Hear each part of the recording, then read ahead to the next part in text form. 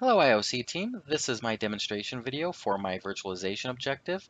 I hope this information is useful. I'm kind of proud of the setup. I am very much looking forward to showing it off. So let's go ahead and get to it. What I'm going to do here is bring up my, oops, I just closed it, hang on. I'm going to bring up my web interface for my VMware system. This is running vSphere 6.5. Nothing too crazy. It's running off of a HP Z600 workstation, which I have basically just appropriated to turn into a server. I liked it because it had good supported hardware that was already tested and listed as supported by VMware themselves. Actually, one of the VMware guys at work, Mr. John Brown, is the guy who put me onto this originally. So much thanks to him. You can see right now my biggest issue over here obviously is memory. I've got about 8 gigs in here and most of it is used up mainly on my Windows server.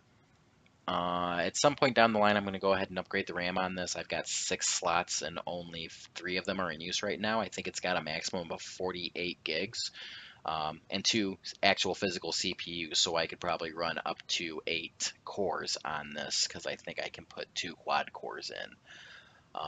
Of course, with licensing and whatnot, that's going to be a problem as far as the Windows machine is concerned, but I don't ever intend to use more than 2 or 4 cores on this anyway. The rest of the cores I can just split out to the other machines.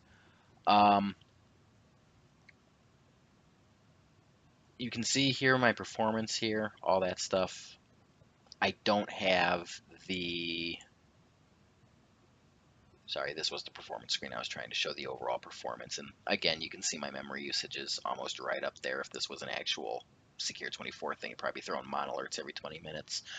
But it's been running for about 30 days. I need to shut it down to get some information from the BIOS out of it. I can't use vMotion. It's not supported on the license that I have.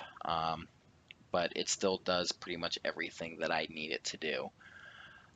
This is my Windows host. It's running Windows Server 2016. You can access it through the actual web interface here, but I prefer to RDP to it. It's got Active Directory running, and one of the cool things that I like about this Active Directory, which I just got working a couple of days ago, is I've actually got this tied in to Azure Active Directory on Office 365, and so my Office 365 accounts are actually managed through my Active Directory. It's very similar to the setup that Daemon and Argo has. Took me a couple days to kind of figure it out. There were a couple snags I hit with the way my directory was set up that I had to go back and fix. It's been a bit of a learning experience, but it's pretty cool.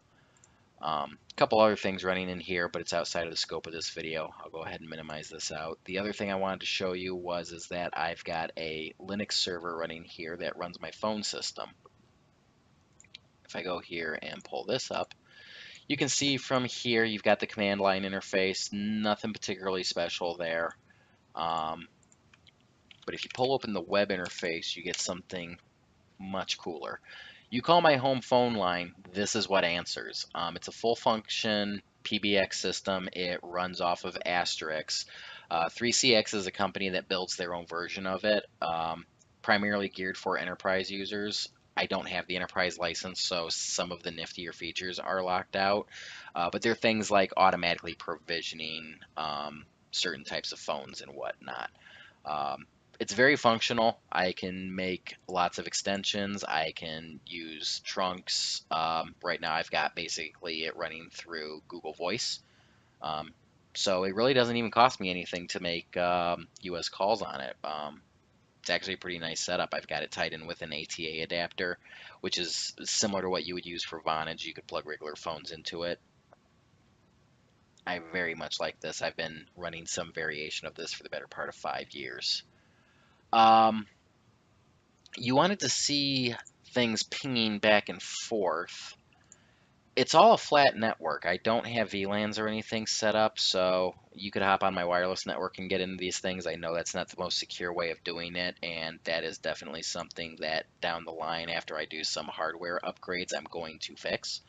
But as of right now, if you go into the system and look at the virtual network, you can see the switch is basically just straight out to my router, straight into the virtual machines. They're all on the same network. There's nothing particularly fancy about it. So you can come in here and you can ping the actual physical server itself. You can ping the Windows server. You can ping the phone server. All works. You start it and stop it, pretty standard. Let me see here. This is a web development server that I use occasionally. It's running Ubuntu Linux, just because when I learned Linux, that's what I learned on. Kind of more of a Debian guy. I know we use Red Hat. I'm probably going to start playing around with CentOS and Fedora. I think those are the main Red Hat similar distributions. CentOS probably the better one because I think that's actually just Red Hat Enterprise Linux with all the Red Hat Enterprise, you know, logos and stuff stripped out. So that's how you would start it. Shutting it down you can do from the command line. You can also go to actions and power off, suspend, reset. You can send the shutdown command, restart command. Sometimes that doesn't work if VMware Tools isn't installed, but for just shutting down, I think it just uses the standard hardware commands. So you don't really need the added plugins for that. But some of the stuff that integrates for the virtual machine, you need the tools for. I've got it installed on the 2 servers that I'm mainly running. So that's how you would start and shut down a machine. As far as connecting to it, like I said earlier, you can do it through here, or you can, if you set up RDP, you can do it through there. You can also use PuTTY. I think I've got SSH set up in my Linux server. Let's find out. PuTTY 192.168.50.20. Yep.